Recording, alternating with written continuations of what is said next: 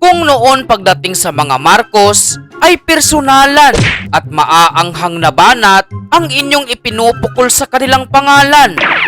Yung apology, voluntarily given yun. Hindi natin yun pwedeng ipilit sa kanya. Pero sa akin yung recognition ng maraming kamalian in the past. Kasali doon yung hidden wealth na hanggang ngayon hindi pa din natin nakukuha. At yun ay nakaw yun sa taong bayan. Hindi yata natatama na i-acknowledge lang yun. Kailangan ibalik yun sa atin. Na sa sobrang galit nyo sa kanila ay kulang na lang kayo sa debate ay magsuntukan.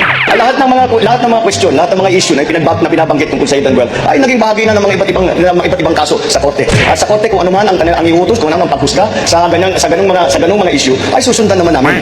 Ang sabi po kasi ni Senator Marcos, kung meron daw pong judgment ang court, susundin. Pero meron pong dalawang judgments, yung US court saka yung Singapore court, na ino-orderan po silang ibalik mananakaw na yaman. Hanggang ngayon po hindi pa din sinusunod.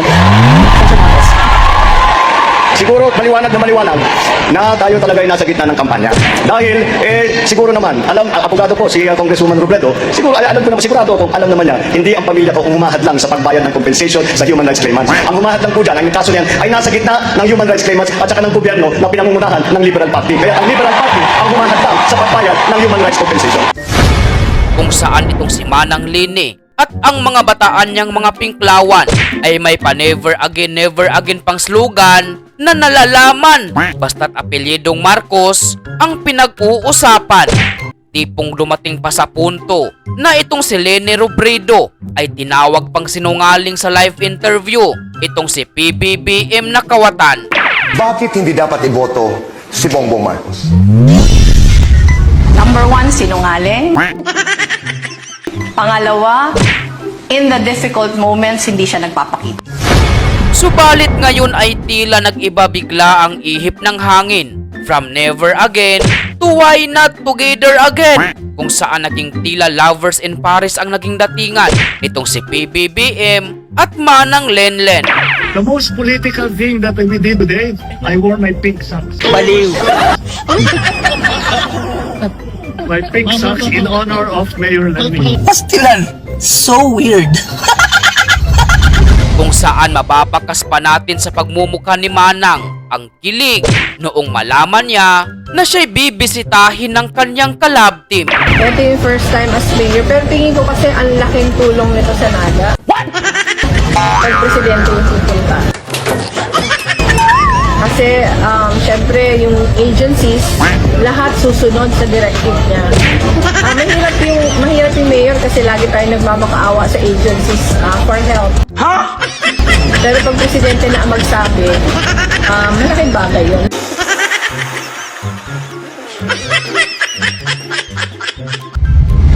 Ipinakita naman ni Mayor Leni Robredo ang kanyang full love and support kay Junior matapos niyang ipahayag ang ganitong damdamin. I want him to succeed. His success will be the success of the country. Aray ko!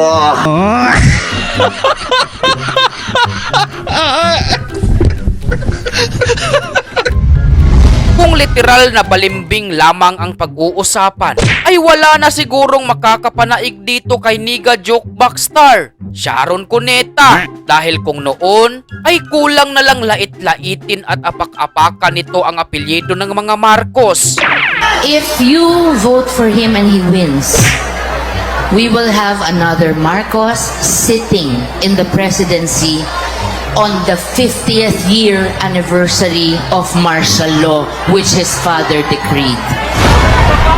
Kung saan ayon pa kay Sharon Cuneta na mas mabuti pa di umano ang lugaw ni Manang Lini kumpara sa nakaw ng nasabing pamilya. Mabuti na nga ang lugaw ni Ma'am Leni kesa sa nakaw ng iba.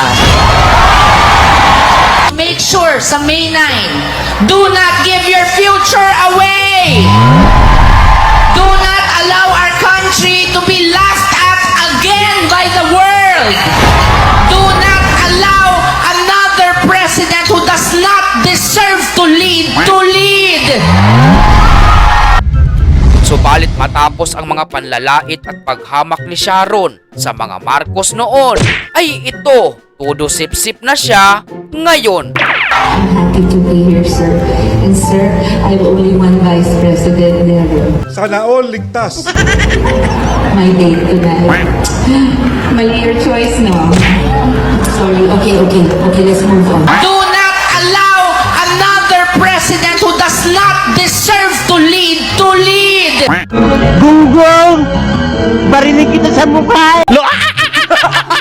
Basta, Mr. President, you have my support.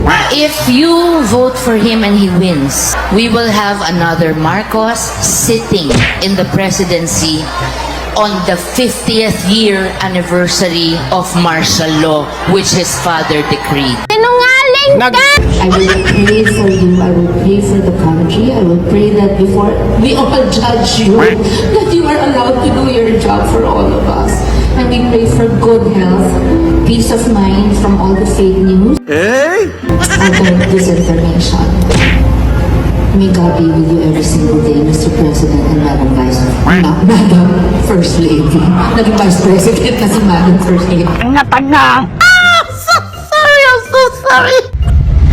Bunga ng paninirang ito ni Sharon kay VP Sara sa harap mismo ni PBBM. And sir, I have only one Vice President there. My date tonight. Mali your choice now. Ay muling inungkat at pinatunayan ng mga netizens kung gaano ka-plastic, kasipsip at kabalimbing itong si Niga Star. Dahil kung noon ay tudo papuri with matching payakap-yakap pa ito kay Inday Sara. Ngayon ay sinisiraan na niya. Congratulated her because napakaganda ng Davao from the moment I arrived. Sabi ko, malinis na yung noon, maganda na. Bakit halos maganda? We've been friends for a long time. I met her in the 80s, 90s, and we have not lost touch. So this was long before your father decided to run. But I've always admired her because she's really been a good mayor.